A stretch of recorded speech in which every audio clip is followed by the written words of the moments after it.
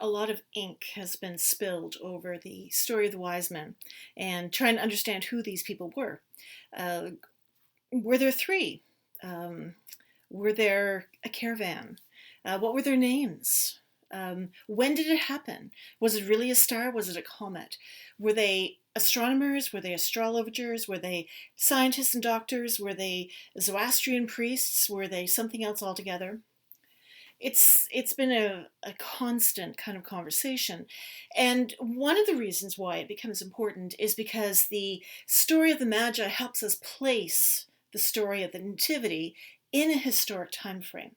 So we know through astronomy that we can probably identify the star and where it was, and through the meaning of astrology at the time, we can come up with how they saw the stars telling them that a king was going to be born, the King of Kings, in Judea.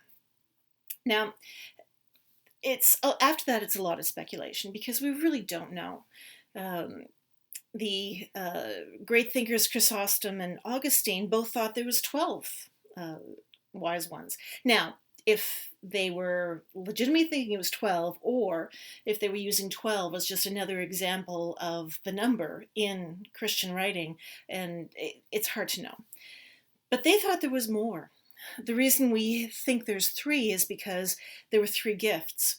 And then come along the Middle Ages, where they really wanted some answer to these things. They came up with the names like Melchior and Balthazar, and I never remember the third one, Gaspar, I think.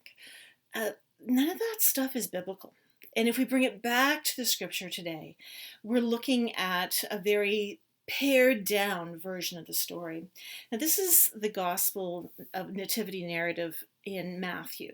Most of the story as we follow it, most of the stories we tell the nativity of it is from Luke, where Mary and Joseph make this long journey. They are destitute, they've got nowhere to go, they are denied room at the inn. She ends up having her baby in a stable. Matthew tells a very different story. In Matthew, we have the family going to Bethlehem, but by the time the Magi turn up, they're living in a house there. They are comfortable, they are surrounded by a family, his, maybe hers, don't know, but they are not taking care of a newborn, and they are not in a stable. So it's a different kind of family that the Magi encounter than what most nativity plays are going to tell us. And the concept of baby is kind of off when it comes to the Magi because the language they use is of small child. They're not using the Greek word for infant. So we also hear that Herod wanted to kill all the boys under the age of 2. And after this passage, we get the horrible passage of the execution of all these little boys in and around Bethlehem. Now, there's no historic record of it, but quite frankly, there was no historic record of a lot of the Roman atrocities. So we can't always go by historicity on this one. But we have that horrible tale where Joseph has had the dream beforehand and he goes, but it's not the night of Jesus' birth. It's within the 2 years following. So we have wise ones showing up, wealthy ones showing up with these expensive gifts to give to the mother and her new child. And then we've got this other element of Herod. Now, Herod was paranoid. He was always concerned that someone was going to take over his throne. And quite frankly, some of it was based in justifiable fear, but he was afraid of who this king of Judea was going to be because he was raised in the stories of the Messiah. And he wanted to prevent his loss of the throne. So when the Magi arrived, the wise ones arrived in in Jerusalem rather, after traveling potentially a year to get where they were coming to get from where they were to where they're coming from. And again, Persia, um, India, the speculation is huge. But they assumed the king was going to be born in a palace. And it was kind of logical. But the king was not born in a palace. And when Herod heard that it was a baby, a young child that they were expecting, he got quite worried because he had kind of been prepared for this warrior who was going to force him to give up the throne and was going to force Rome out of Judea. And he was looking at his own ability to fight off this warlord Messiah. He was not prepared for a baby. Now, the Magi were not prepared for a baby either. And that's where it gets really, really interesting, because if we do stick closely to the scripture, we don't go into fanciful Middle Ages poetry and speculation. We have a group of people who crossed the desert, crossed the lands, expecting a king. That's what they thought it was going to be. There was other prophecies of a king that was going to be up in Judea, who was going to take over all of the land. He was going to free them all from Roman oppression. And they followed the star with their own assumptions. And that assumption brought them to the palace in Jerusalem, where they encountered Herod. And when Herod quizzed them, they kind of clarified a little bit more. They thought a baby, they knew that it was a baby, but they thought he was born to the Holy Family, to the Herod family.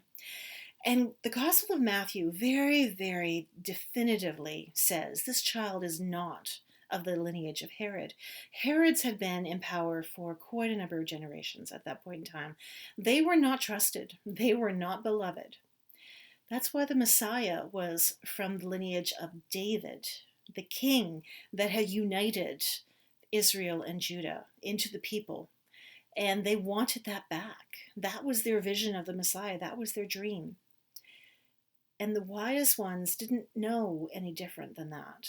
They thought the Herodonian Empire might be the ones that would bring it out. But when he got there, it got a little hinky, because Herod took them secretly in to talk about things. Now, stop there for a second. The culture of the day was very open. If things were done in secret, it was seen as being very distrustful. In the city, in the towns, doorways would be thrown open so people could look into the courtyards of what was going on. And the courtyards were where the household ran their business, where they would have weaving and cooking and all sorts of stuff. The bedrooms would be private. They'd be behind. They wouldn't be exposed. But everything else was. So there was no hint that what was going on in the household was nefarious. But Herod took the Magi into a secret place to talk with them about this. Matthew is telling us Herod cannot be trusted. And if the Magi were familiar with the custom of the day, which there's no reason they wouldn't be, they could see that he was not a trustworthy being. And when they finally realize that what they're looking for is not in Jerusalem, then the star appears again. And they follow it to Bethlehem in fulfillment of part of the prophecy. But Bethlehem was just south of Jerusalem. When they came from far away, it could have meant Jerusalem. But it didn't. It meant Bethlehem. And they got closer, and they found Mary in a house with this toddler that was Jesus, and gave him his gifts. And then they figured out through dreams that they shouldn't be going back to Herod. He was not to be trusted. They had kind of confirmed that with each other. And they took off another way home. Now, all of this is a retelling of what the gospel says, and a playing of what history has kind of sort of figured out, although we don't have anything definitive. But I think the takeaway here is kind of a lot more simple than who was who and where they came from and what they saw. The wise ones were on a journey, and they wanted to find the Messiah. They wanted to find the promise. They wanted to find what was coming, the new king that was going to bring change. It was going to bring the promises of plenty for all. It's the same kind of journey that we're on. We've just started the calendar new year. Advent New Year was just 5 weeks ago. 6 weeks ago? Lost count. But we've just started something new. And when we start something new, we've got this grand vision of what that's going to look like. And slowly as the journey progresses, those visions kind of get a little faded, a little tarnished. They shift. They're not the same. It was kind of the Magi's journey. What they had expected and what they came to were two very different things. And part of it was because they remained open to the promise of the prophecy and the following of the star. They didn't stick to something hard and fast. They were open to what God would have revealed to them. And I think that is something we have to hold dear, especially as we go into this brand new calendar year. We're just coming off a year where everything was upside down and topsy-turvy, and you had to wade through to find the really good stuff. Good stuff happened, but you had to look for it a little harder than years past. We're going into another year now, which is not going to be the great year of change, I don't think, that many people expect. Yes, we have a vaccine, but the rollout is going to be a lot slower than anticipated. Already we're seeing that jurisdictions are not handling the numbers that they're going to need to meet the benchmarks. We're going to still be locked away. We're still going to be isolated, but we're all still on that journey. Whether we're doing it physically or spiritually, it doesn't really matter. We're all able to follow through and to look for that light that is guiding us, because it is there. Some nights are clouded, much like the Magi would have experienced over a year's journey. You can't always see it. You have to keep trusting it's there and keep moving forward. But eventually, you will get to the vicinity of where you're supposed to be, at least at this stage of your journey. And then when you get there, you might discover that you're kind of off, that it's not really what you expected, but maybe something else is. So you go towards that. Who the Magi were as individuals, what their names might have been, how many they were, really, that's an academic exercise. It really doesn't matter that much. It can keep you entertained. But their journey is one to be watched.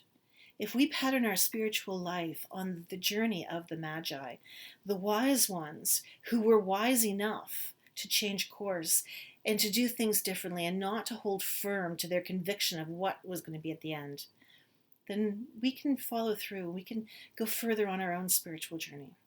The wise ones are a fantastic metaphor for who we can be as disciples, as followers, as journeyers on our own. We've got the model in the gospel. We've got a year of Mark that we're just about to start investigating.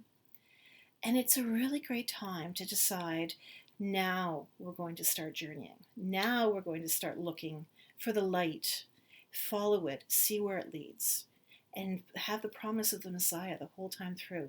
Not the warrior Messiah, but the Prince of Peace, who taught us differently about how we're supposed to treat each other.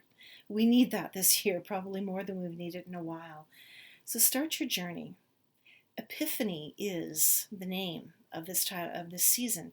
Epiphany is an enlightenment, a discovery, something new, an aha moment. We're at that opportunity.